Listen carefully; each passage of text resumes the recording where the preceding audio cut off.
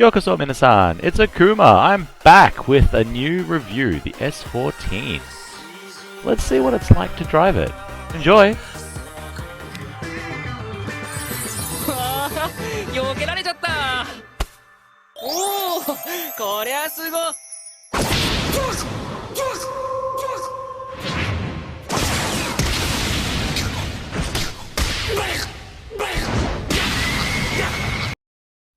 And so there we have it. This is the S14's overall tier. I rate it 3 out of 5, B tier. It's not an amazing car, and here's why.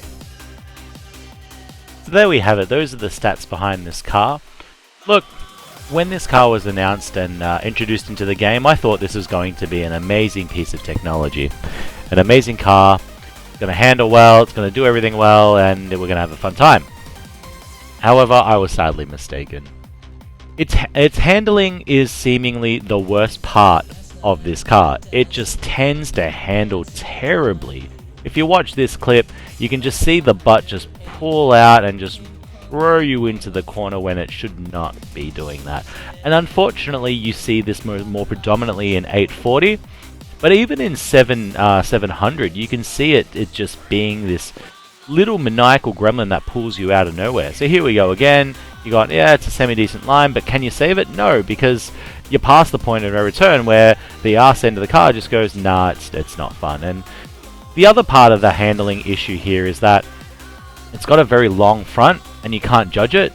So you're like, oh, you know, with most cars you can get away with it, but with this car it's quite punishing. And those two factors make this car absolutely terrible to play with. You just don't have confidence in what it can and can't do. Its acceleration's like average, its top speed is average, and to be honest, like, it's just an overall B tier car. Now watch this corner. You go in, and I'm pulling out, and that's not good. It just doesn't instill confidence. So when driving this car, you have two options. You either turn late and turn a lot, or you don't turn a lot and you just run into the corner. And because you have to turn a little more than usual, the idea behind that is like, well, maybe I can get away with it, but it just feels more counterintuitive when you're used to, you know, the FD, 86, 86 GTS, BRZ, you know, even the FC, you know, does better than this, right? If you compare like for like, you know, the Toyota Supra does much of the same thing. Its butt, you know, pulls out more often than not, but it has better top speed. It has acceleration. It is slimmer.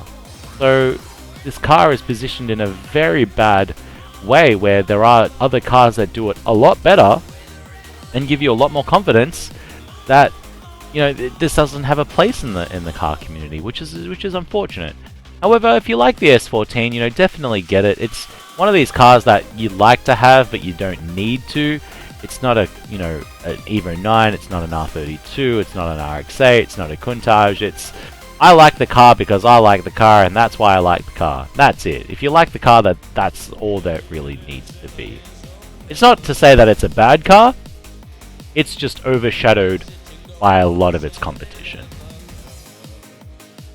Thanks for everyone tuning in for the S14 review by yours truly, Akuma.